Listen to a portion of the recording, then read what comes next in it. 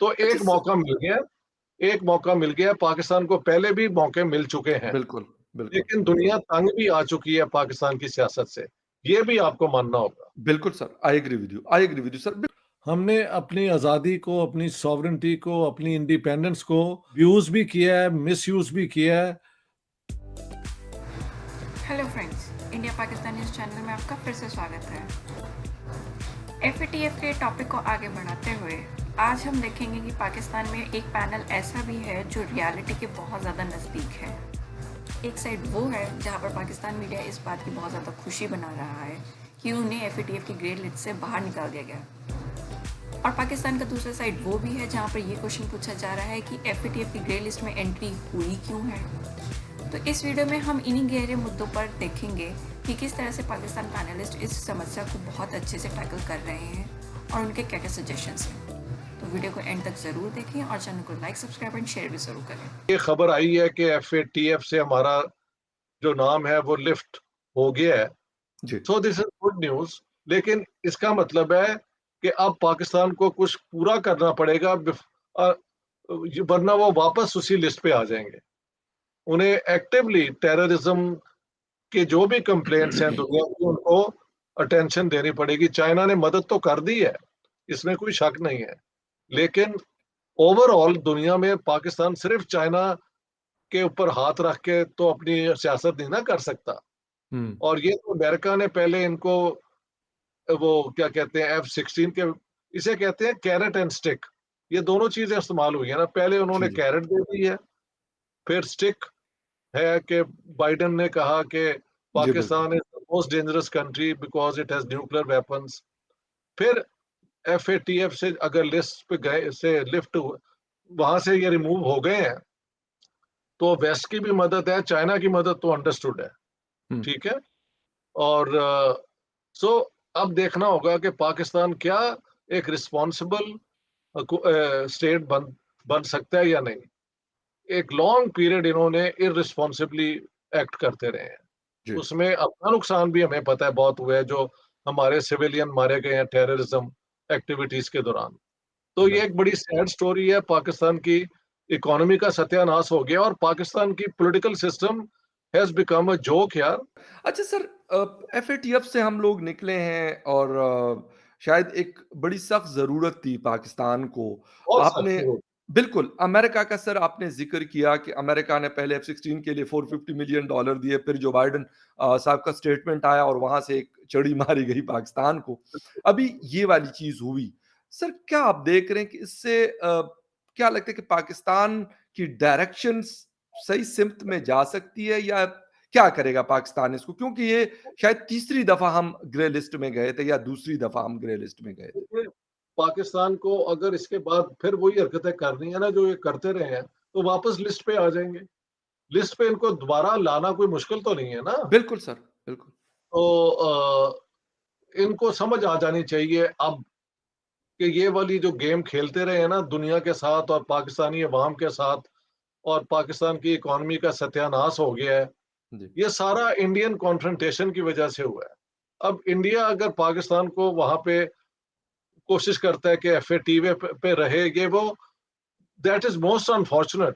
मैं उसके हक में नहीं हूं, जी। लेकिन समझ तो आती है ना कि आप उनको तंग करते हैं यूएन के जनरल असेंबली में जाके कश्मीर का इशू उठा देना, वो फिर कह देते हैं आप अपने का आपको देखें आप माइनॉरिटीज के साथ क्या करते हैं। और बलूचिस्तान के ये जो है ना ड्रामा, ये खत्म होना चाहिए। दिस डजंट डू जी। पाकिस्तान एनी गुड, मैं ये कहना चाहता हूँ।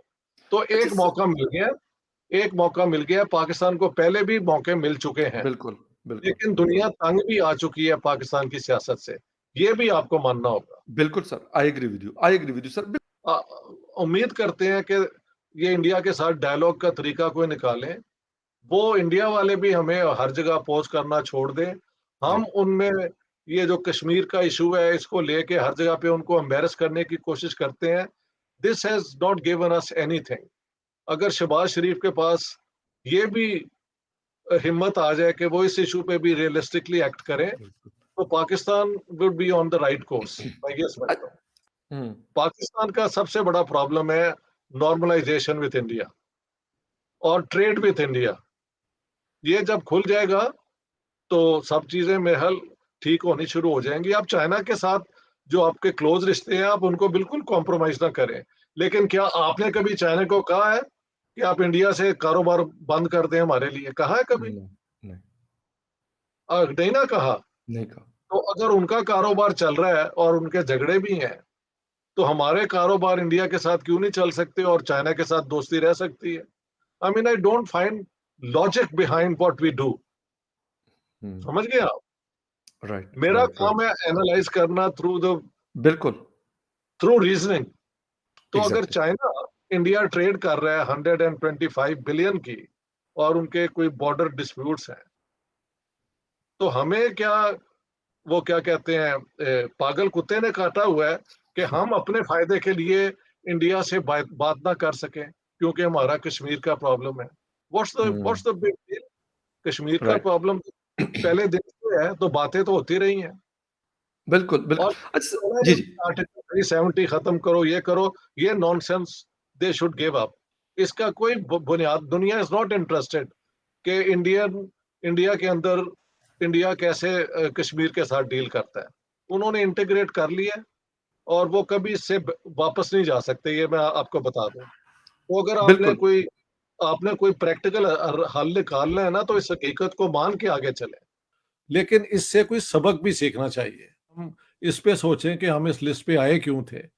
तो बात तो सच्ची यही है कि इस लिस्ट पे आने की कोई वजह नहीं थी। एक, अगर हम रिस्पॉन्सिबल इंटरनेशनल लॉ अबाइडिंग मुल्क होते, हमने अपनी आज़ादी को, अपनी सॉवरेंटी को, अपनी इंडिपेंडेंस को यूज़ भी किया है, मिस यूज़ भी किया है मुख्तलिफ किस्म के वो अनलॉफुल इंटरनेशनल लॉ के मुताबिक एक्टिविटीज़ में। मसलन non interference in the affairs of another country, ये एक रूल है। और हमने कश्मीर में अपने मुजाहिद दीन भेज दिए कि ये डिस्प्यूटेड टेरिटरी है। लेकिन क्या वो यहाँ नहीं थे भेज सकते इस तरह ही, अगर ये कोई इतना ही आसान मसला हो? और फिर बॉम्बे में अटैक हुआ, कई और जगह पे भी हुआ, यहाँ पे कई लोग बाहर से आके ट्रेनिंग लेके यूके में, स्पेन में, मेरे ख्याल से जर्मनी में, यूएसए में भी उन्होंने जाके एक्टिविटीज की हैं। तो ये सारी बैकग्राउंड को अगर आप मद्देनजर रखें, और 9/11, चलो पाकिस्तान का डायरेक्ट कनेक्शन तो नहीं था, लेकिन अलकायदा और ये तालिबान और ये सारा चंगल जो है जिसमें पाकिस्तान फंसा हुआ था, उससे ये हुआ कि इंटरनेशनल कम्युनिटी ने हम पे जोर डाला मुख्तलिफ तरीके से। उनमें से FATF is one way to pressure countries like Pakistan. अब क्योंकि हम उस लिस्ट से उठा लिए गए हैं, जो मुझे, आई होप कि इससे हम कुछ सबक सीखें। You see, once you are an independent sovereign state doesn't mean you have a free hand internally और एक्सटर्नली, खास तौर पे एक्सटर्नली। तो आपने जो रूल्स तोड़े थे, अब आइंदा अगर तोड़ेंगे तो और भी ज्यादा सजा मिलेगी। ये बल्कि शुक्र करना चाहिए कि हम इस लिस्ट से बाहर आए हैं और हमें एक चांस दिया गया है कि हम एक अपनी जो है जिम्मेदारियां उन्हें कबूल करें और दुनिया को शो करें कि हम भी एक नॉर्मल स्टेट की तरह अपना एक्टिविटीज कंडक्ट करते हैं। तो ये तो बड़ी अपना एक, it's a great great relief. लेकिन ये कोई खुली छुट्टी नहीं है, कोई लाइसेंस नहीं हमें मिल गया कि इसके बाद थोड़ी देर के बाद हम फिर वही बेहुदा हरकतें शुरू कर दें। नॉन स्टेट एक्टर्स को तैयार कर रहे हैं। और ये जो क्या कहते हैं, अब तो खैर वो दोनों बैंड है, अपना लश्कर तैयबा और जैश ए मोहम्मद भी शायद, आई डोंट नो व्हाट, भी पाकिस्तान में बैंड है या नहीं। जी जी मौलाना मसूद अनवर, ये जी सारे ये लोगों को आपको, you will have to make them politically and inactive completely. इनको अगर कोई सजा मिलनी चाहिए अकॉर्डिंग टू पाकिस्तान लॉ, तो वो भी एक्चुअल होनी चाहिए। इन्होंने ये क्यों इस किस्म की हरकतें की कि पाकिस्तान की इकोनॉमी का सत्यानाश हो गया, पाकिस्तान की रेपुटेशन जीरो हो गई, पाकिस्तान का पासपोर्ट दुनिया के जो लोएस्ट पासपोर्ट्स है ना उनमें नंबर 4 पे बॉटम से है। Can you believe it? तो ये पाकिस्तान का एक जमाने में रिस्पेक्ट भी थी, सारा कुछ था। ये सत्यानाश तो हमने खुद ही किया है ना। ये अफगान जिहाद से शुरू हुआ है और उसके बाद बद से बदतर होता गया है। It's been a long long very sad story. ये मेरे ख्याल से पाकिस्तान पे थोड़ा प्रेशर और भी होना चाहिए कि ब्लास्फेमी लॉ खत्म करें, क्योंकि उसकी वजह से लोगों को ये विक्टिमाइज करते रहते हैं। इससे कोई रसूलुल्लाह के लिए प्यार नहीं लोगों के दिल में इंक्रीज हो सकता, वो तो ऑटोमेटिकली होना चाहिए या होता है। आप ये कानून बना के तो कभी माइनॉरिटीज के बंदे को पकड़ लेते हैं, कभी अंग्रेजी के प्रोफेसर को, कभी किसी को जिसने कोई फ्री थिंकिंग की है।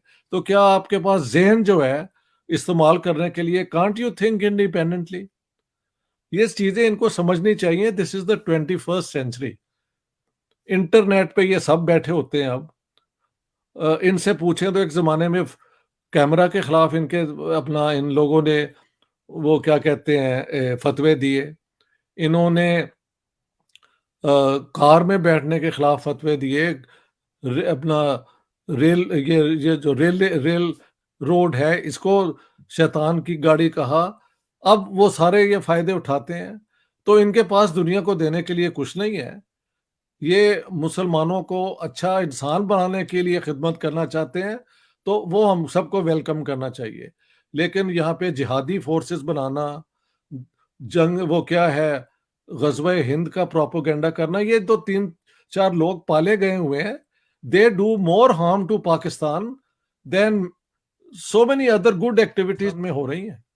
जी आई एम नॉट सेइंग कि इनको पनिश किया जाए, इनके जो बैकिंग है वो खत्म कर दें, तो we can start behaving like normal people.